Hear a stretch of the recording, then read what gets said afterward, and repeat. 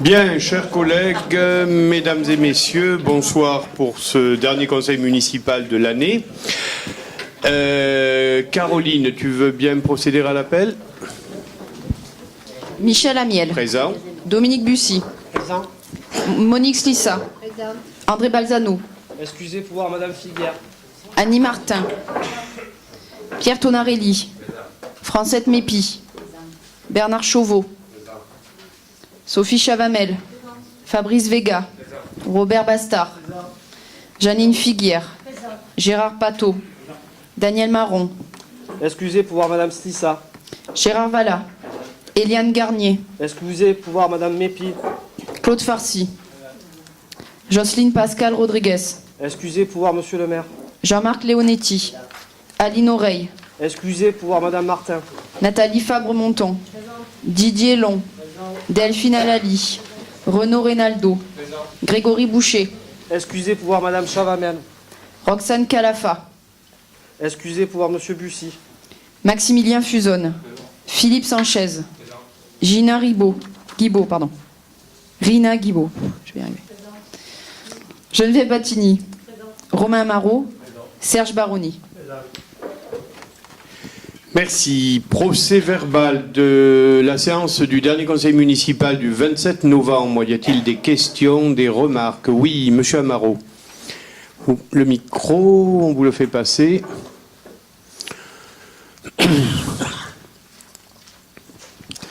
Monsieur le maire, 2 points. Alors le premier, on a été un petit peu surpris par le compte-rendu qui a été publié dans la province suite à ce conseil municipal le mois dernier.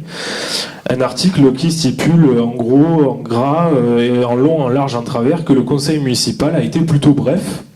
Et ce qui est fou, c'est qu'aucune des prises de parole qui ont été faites par l'opposition n'a été retranscrite dans la Provence. Alors on se pose une question, est-ce que ça vient du fait que, étant donné que ça a été rédigé par Bernadette Nonancourt, qui est présente ce soir, pigiste pour la Provence et employée par la mairie des Pennes Mirabeau, est-ce que c'est ça qui a fait que justement on tait les propos qui ont été tenus par les élus de l'opposition, ou est-ce qu'il y a une autre raison? En tout cas, les gens, on s'inquiète de ce manque de transparence et qu'il y ait une partie des propos qui soient retranscrits dans la Provence, c'est le premier point. Le deuxième, on avait posé une question suite à la modification du règlement intérieur, où vous stipuliez que, effectivement, tout ce qui était image ne pouvait être retranscrit dans le pénois.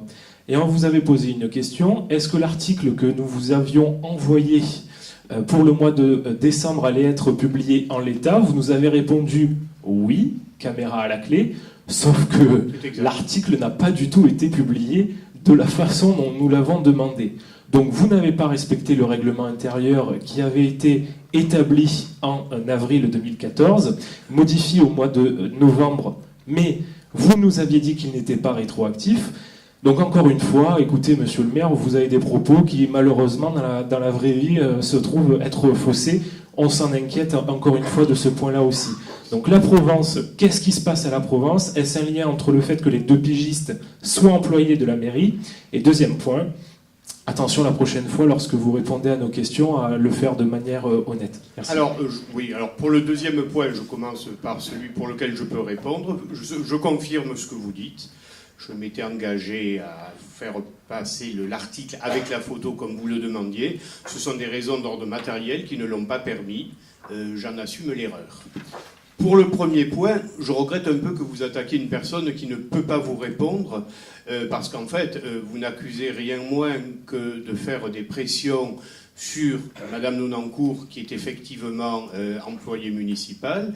Elle est également correspondante de la Provence. Donc vous portez une accusation qui est relativement grave. Elle ne peut pas vous répondre ce soir. Et en tout état de cause, l'accusation que vous portez relève d'une accusation que vous portez auprès du journal La Provence, et je vous engage à faire cette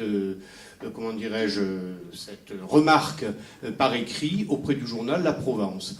Je ne vais pas vous dire que je ne fais aucune pression sur Madame Nonancourt. Vous jouez de l'insinuation, je dirais comme d'habitude, mais ça fait partie de vos méthodes, ce n'est pas grave. Je regrette que vous attaquiez publiquement une personne qui fait honnêtement son métier d'agent municipal et de correspondante à la Provence, n'hésitez pas à écrire à la Provence qui, je n'en doute pas, saura vous répondre. Voilà. Moi, je vous ai répondu pour ma partie.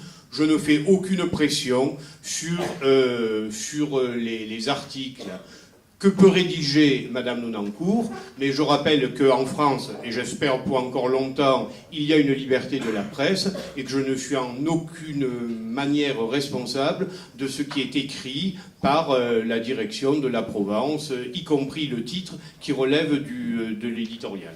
Concernant les accusations, c'est une question que je soulève. Non, c'est une insinuation. Concernant les insinuations, je dois dire qu'avec vous, j'ai été à la bonne école, monsieur. Eh bien, écoutez, continuez. Voilà, je pense avoir répondu. Madame Nonancourt appréciera, et peut-être pourrait-elle faire part, vous allez dire que je fais pression sur elle, de cette remarque dans l'article qu'elle fera. La liberté de la... Vous voyez, j'insinue moi aussi. La liberté de la presse est remise en question au conseil municipal d'Épine-Mirabeau. Voilà, parce qu'au fond, c'est ce que vous avez fait. Exactement. Mais oui. Je vous rassure aussi, pour qu'il n'y ait pas de doute, je n'ai aucune action, ni financière, ni de près ni de loin, avec le journal La Provence, pas plus que d'autres journaux de la PQR ou de la PQN.